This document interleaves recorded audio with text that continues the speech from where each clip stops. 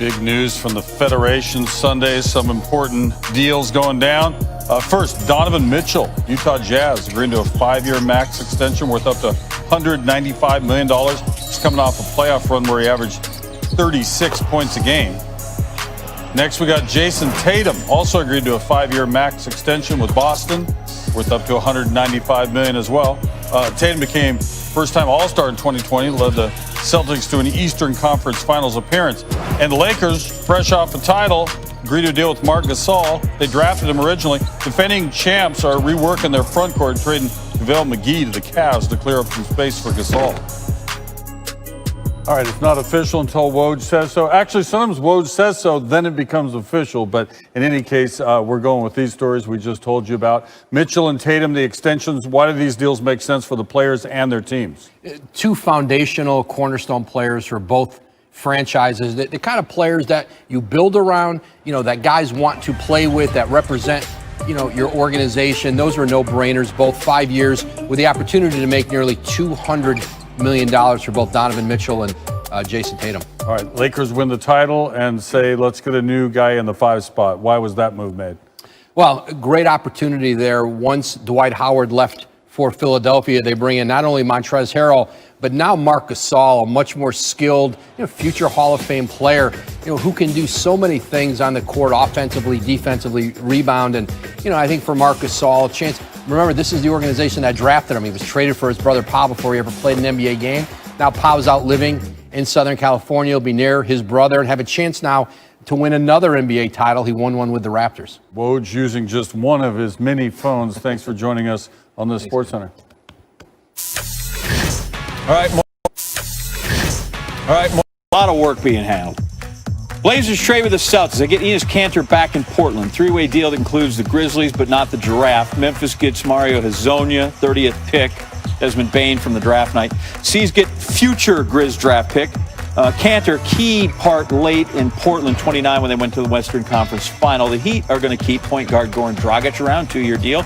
He's 34. This will be his 7th season in Miami. Averaged 16.2 points while playing off the bench in the regular season. Started in the playoffs, helped drive Miami to the finals before he had a foot injury. They're also going to keep Miles Leonard. De'Aaron Fox is staying in Sacramento.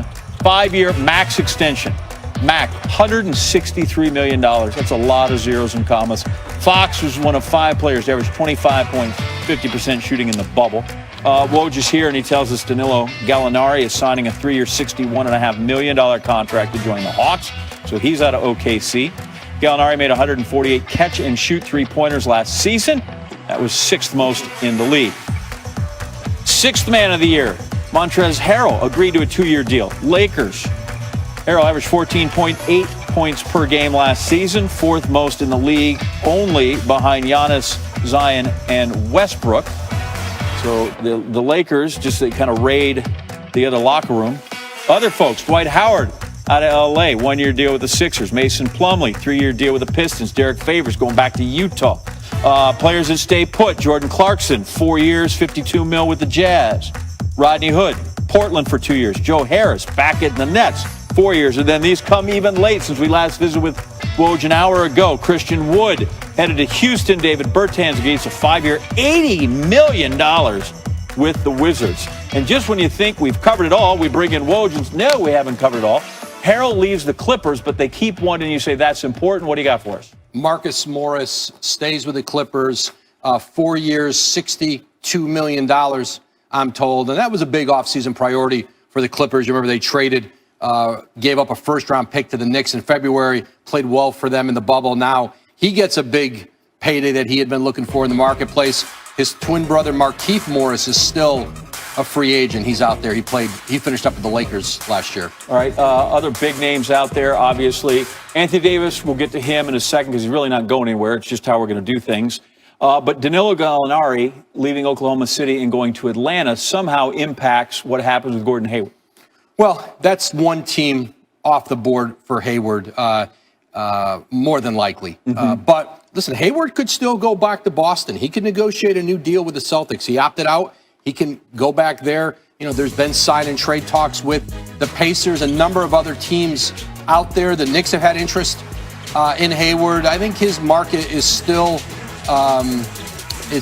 it's still fluid, and there's a lot of interest in Hayward. And the sign and trade scenario may be, if he does leave Boston, how it goes. Do we know what kind of price range he's looking in?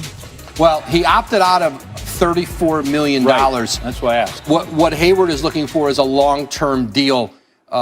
He went to Boston on that 4-year max deal from Utah. And so whether he goes back to Boston on a deal or gets a sign and trade somewhere else where he gets those years and that money back. All right, I'm looking right now. It's 11:10. How much more stuff can happen tonight? Oh, I think there'll be a lot. I think the deals are going to keep coming. I think you're seeing a lot of agents in this marketplace taking what's there, not trying to wait out this marketplace. If there's deals on the table, you're seeing them take them and message to all those young players out there: practice shooting the ball. Davis Bertans, $80 million. Joe Harris, $75 million. It pays to be able to make a three. I was going to say, is that just league-wide change with everybody shooting? We've moved everything out, and now we see 53 points attempts a game, and it's just that simple. It's the most important skill in the league. And when you're playing with Kyrie Irving and Kevin Durant in Brooklyn and the kind of attention they draw on defense, Joe Harris is getting a lot of open shots, and that's a guy who's going to make a lot of them. Now we move back to AD, Anthony Davis, because he's the biggest name out there, and yet he's sort of not really out there because nobody expects him to leave the Lakers. So what's the buy play here? He's going to return to the Lakers. It's a question of the kind of deal he does, the length of a deal.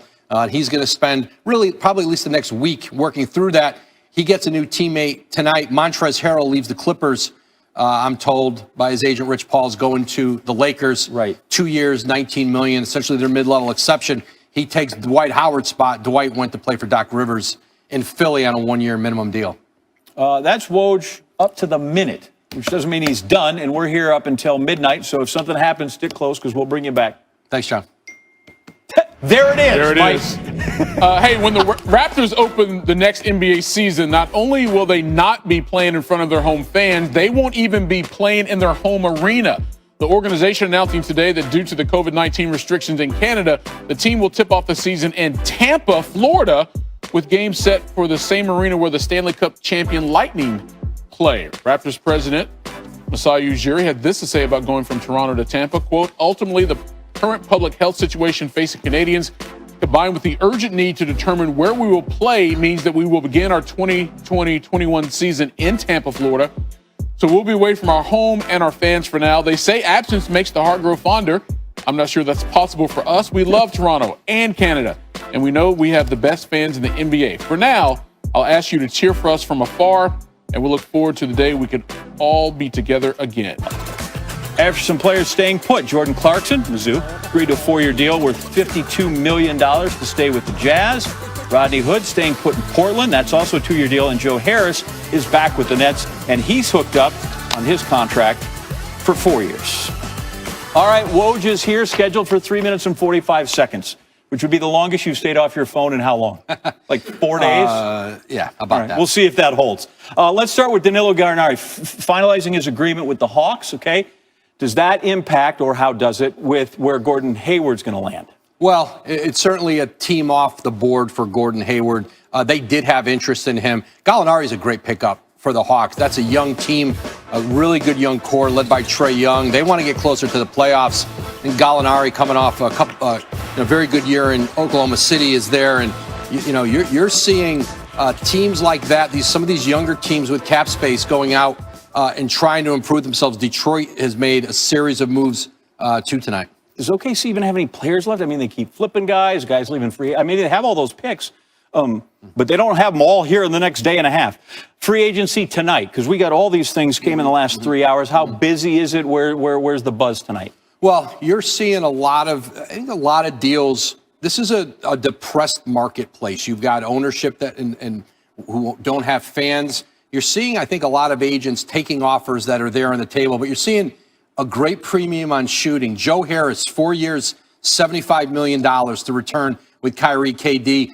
Davis Bertans in Washington, solidifying his role next to Bradley Beal. 5 years, $80 million. And obviously Gallinari, 61. There's a premium on shooting right now, and you see it with those players. See folks getting picked here and here. Is there anybody, is there a Jenga piece? Is there a domino here they're waiting for fall that might change a bunch of stuff?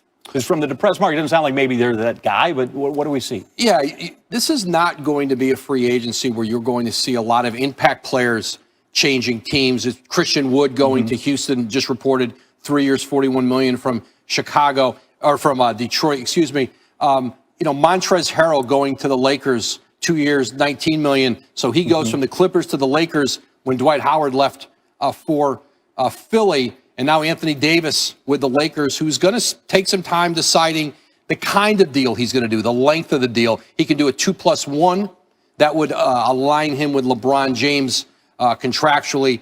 He may not decide until at least after Thanksgiving. So AD certainly out there. That's the one everybody is watching, although they don't expect him really to move. He's not going anywhere. And then real quick, with the Nets, because the James Harden thing's floating out there, I don't know that necessarily they've talked about it, but everybody else has. As they do things, we watch, you mentioned Joe Harris gets signed, Landry Shamet gets traded for. Do we know that they're stockpiling other pieces, or is this just like, no, these are guys on our team? Yeah, they talked early, over a week ago with Houston, not very substantive talks. Houston's not shown a desire right now to really want to move quickly on James Harden. Joe Harris was the offseason priority for Sean Marks in Brooklyn. He gets that $75 million deal. They bring Landry Shamet in, and we'll see. There's still more moves to be made in Brooklyn, but they're focused now on just having those complimentary guys around KD and Kyrie, and Harris was at the top of the list to keep him. Really, because they get their big free agent addition from last year, this year, when Kevin Durant and the big comes player's back. still out there. Gordon Hayward, he's still talking. He's an unrestricted free agent. He's somebody who can certainly move the needle around the league when he makes his decision. That's Woj here on this Sports Center. Obviously, we'll get him his own ESPN network, and you can watch him days and days and days until the season starts. Thanks, Woj. Say, John. Well,